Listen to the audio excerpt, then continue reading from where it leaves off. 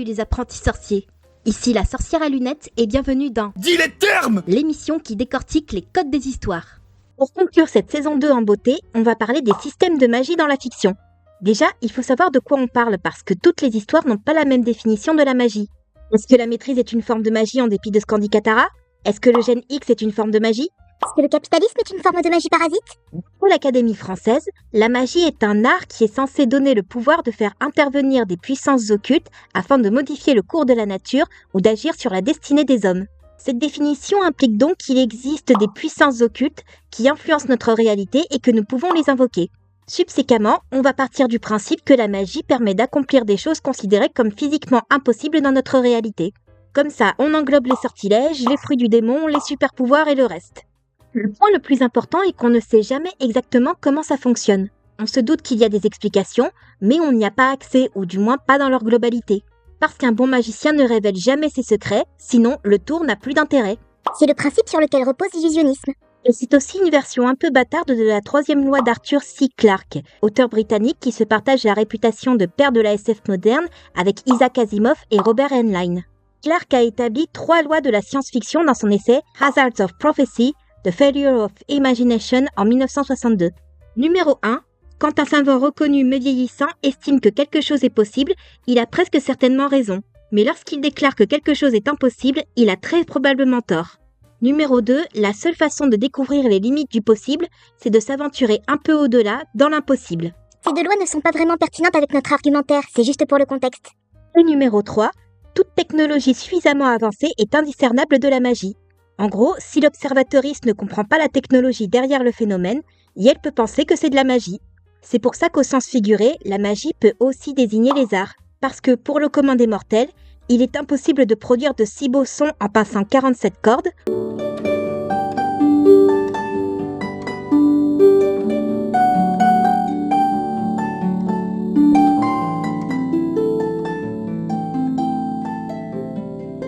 de si beaux tableaux avec de la pâte colorée toxique, ou encore de si belles histoires avec des lignes de code, à moins d'invoquer des puissances supérieurement incompréhensibles pour émouvoir son public. Alors qu'en fait, il n'y a pas de secret, c'est du travail, de la persévérance et du travail. J'avais dit travail 2 fois! C'est parce qu'il faut 2 fois plus de travail que de persévérance. Le rôle de la magie, particulièrement celle des effets spéciaux, est de nous faire croire à l'univers du film. Elle doit créer une illusion pendant 1 à 2 heures de visionnage. Si on arrive à voir le subterfuge, alors l'illusion sera brisée et on considérera que les effets sont ratés. Et comme beaucoup d'éléments dans un récit, la magie doit avoir un système, des règles qui lui sont propres, autant dans son fonctionnement que dans son influence narrative. Voici donc quelques conseils si vous voulez inclure une forme de magie dans votre projet.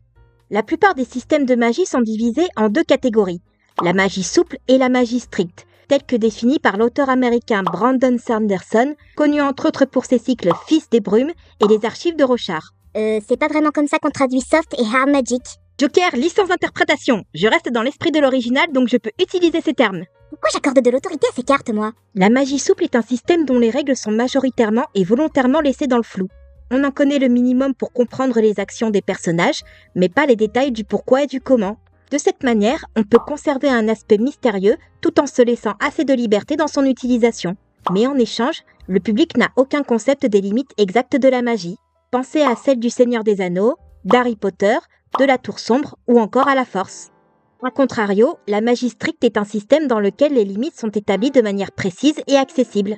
Le public sait ce qu'il est possible de faire et de ne pas faire. De cette manière, on peut créer des problèmes et des solutions qui paraîtront logiques dans notre univers. Mais en échange, il faut respecter les règles établies, sinon le public se sentira trahi dans sa suspension de la crédulité. Pensez à la maîtrise, aux naines, à l'alchimie ou encore aux oversouls. Après, ces catégories sont moins des classifications que 2 extrêmes d'une échelle de complexité, donc pas la peine de trop se prendre la tête avec les définitions exactes. Et Sanderson a d'ailleurs beaucoup développé ses idées des systèmes de magie au fil du temps, au point d'établir ses propres lois et directives qui complètent plutôt bien la troisième de Clarke. Numéro 1. Mieux un ou une lectrice comprend un système de magie, plus il peut être utilisé pour résoudre des problèmes. En gros, plus le public aura connaissance des règles du système, plus il acceptera son utilisation. Mais utiliser un système souple pour résoudre les problèmes sera considéré comme une forme de triche qui empêche les personnages de développer l'histoire grâce à leurs propres actions. Mais y a aucun souci si vous utilisez la magie souple pour causer le problème. Numéro 2. Les limites sont plus importantes que les pouvoirs. On détaillera les types de limites dans une minute, mais pour résumer, les limites créent de l'incertitude et amènent les personnages à s'adapter pour trouver des solutions ingénieuses à leurs problèmes. Et enfin numéro 3, développez ce que vous avez déjà avant d'ajouter quelque chose. Plutôt que de partir dans tous les sens en ajoutant 400 sortilèges en même temps jusqu'à perdre le fil du récit, essayez de travailler les 3 qui fonctionnent ensemble de manière organique. Posez-vous toujours la question de « qu'est-ce qui se passe quand ?» Mettons un sort qui fait jaillir de l'eau de ma baguette. Qu'est-ce que ça veut dire pour le reste de l'univers? Est-ce qu'il y a encore des zones asséchées? Est-ce que les gens refusent de la boire car Yael la considère comme contre nature? Est-ce que l'eau magique empoisonne l'organisme sur le long terme? En se posant toutes ces questions et en ajoutant les limites de la deuxième loi de Sanderson, on peut créer un concept suffisamment approfondi pour se distinguer des autres.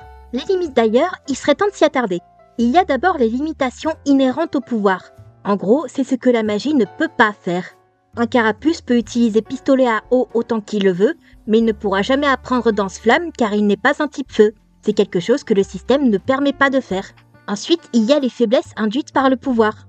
Si tu ne peux voler que jusqu'à la pointe du Mont Blanc, c'est une limite. Si voler te rend vulnérable aux attaques aériennes, c'est une faiblesse. Ça permet un certain équilibrage, particulièrement dans les jeux de combat. Et enfin, il y a la question des coûts d'utilisation de la magie. Ça peut être le classique « plus tu jettes de sorts, plus tu es épuisé », ou bien ça peut être plus glauque, comme Magical Girl Sight, où chaque sort réduit l'espérance de vie des personnages jusqu'à les tuer. Imposer des coûts à la magie rend son utilisation plus importante et explique pourquoi elle n'est pas toujours utilisée dans toutes les situations. Mais on n'oublie pas que les lois de Clarke, comme celles de Sanderson, sont une directive plus que des règles établies. En écriture, rien n'est absolu et il existe d'autres façons de développer ou de limiter la magie. Vous n'avez pas à les respecter à la lettre, mais elles peuvent vous aiguiller dans un sens qui rendra votre histoire unique. Ne réinvente pas la roue, mais on peut la développer jusqu'à en faire un pneu. Bon, en gros, les systèmes de magie, ça me fascine, je pourrais en parler pendant des heures, mais ni vous ni moi n'avons des heures à consacrer au même sujet.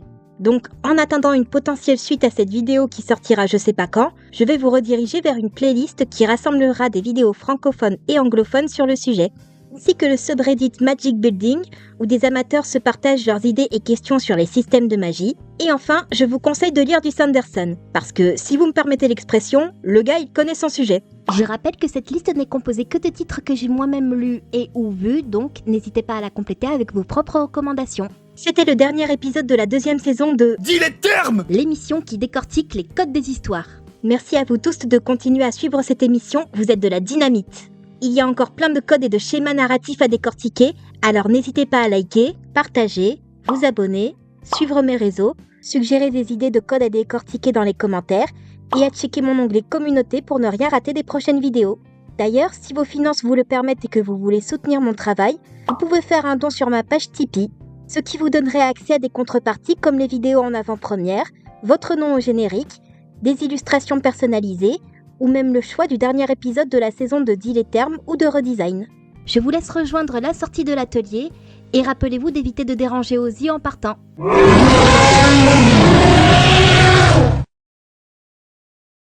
Trotter. Run for your life!